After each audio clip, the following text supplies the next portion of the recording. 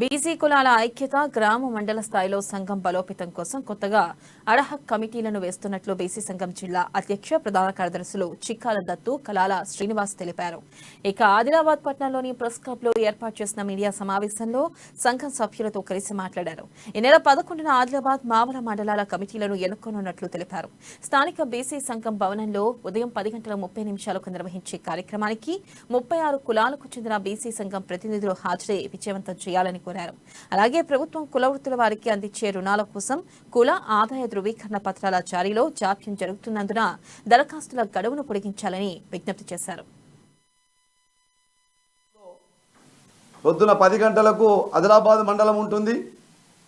మరి అదేవిధంగా ఆదివారం రోజు 10 గంటలకు ఉంటుంది. మరి 11వ తారీఖు నాడు ఆదివారం నాడు రజక సంఘ భవనంలో మరి 10 గంటలకు ఆదిలాబాద్ మండలం ఉంటుంది. మరి 12 గంటలకు మావల మండలం అక్కడనే ఉంటుంది. కాబట్టి ఈ మండలంలో ఉన్నటువంటి బీసీలందరూ ప్రతి కుల సంఘాలన్నీ కదిలి రావాలి. మరి అడా కమిటీ చేస్తాం కాబట్టి ఆ 10 రోజులలో వాళ్ళు విలేజ్లు అన్నీ తిరిగి మరి మనకు ఒక బీసీ కమిటీ చేయడం జరుగుతుంది. కాబట్టి అలాంటి ఉత్సవ పరులందరూ రెజ్లర్లను లైంగికంగా వేధించిన భారత రెజ్లింగ్ సమైక్య అధ్యక్షుడు బీజేపీ ఎంపీ బ్రిజ్ భూషణ్ ను పదవి నుంచి తొలగించిన కేసు నమోదు చేయాలని తెలంగాణ రాష్ట్ర ఐక్య ఉపాధ్యాయ ఫెడరేషన్ ఆధ్వర్యంలో ఆదిలాబాద్ జిల్లా కేంద్రంలో 2K రన్ నిర్వహించారు. స్థానిక ఇందిరా ప్రియదర్శిని స్టేడియం నుండి ఈ రన్ ప్రారంభమైంది. ఎంపీపై కేంద్ర ప్రభుత్వం ఇంతవరకు చర్యలు తీసుకోకపోవడాన్ని తీవ్రంగా ఖండిస్తున్నామని ఆ సంఘం రాష్ట్ర కార్యదర్శి వెంకట్ అన్నారు. ఇక తమ న్యాయమైన డిమాండ్లను పరిష్కరించాలని రెజ్లర్లు ఢిల్లీలో ఆందోళన చేస్తున్నారని గుర్తు చేశారు.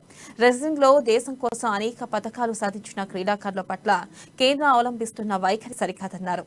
ఇక బేటీ బచావో బేటీ పడావో అంటే ఇదేనా అని ప్రశ్నించారు. రెజ్లర్ల ఆందోళనకు టీఎస్యూటీఎఫ్ మద్దతు ఉంటుందని వెల్లడించారు.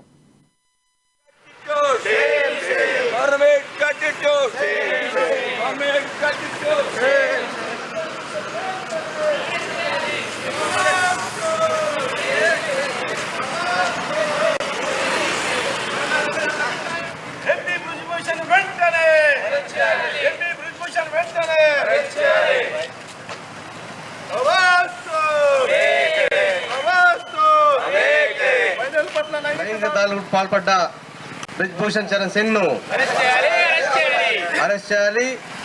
ఎంపీ బ్రిజ్ భూషణ్ సింగ్ ను భారతదేశ కీర్తి పతాకాన్ని ప్రపంచవ్యాప్తంగా వెలుగొందించిన మహిళా రెజ్లర్ల పట్ల రెజ్లర్ ఫెడరేషన్ ఆఫ్ ఇండియా అధ్యక్షులు బ్రిజ్ భూషణ్ చరణ్ సింగ్ ఎంపీగా కొనసాగుతూ అధ్యక్షుడిగా ఉన్నారు. వారు మహిళా క్రీడాకారుల పట్ల చాలా అసభ్యంగా ప్రవర్తిస్తూ లైంగిక వేధింపులకు పాల్పడుతున్నారని చెప్పి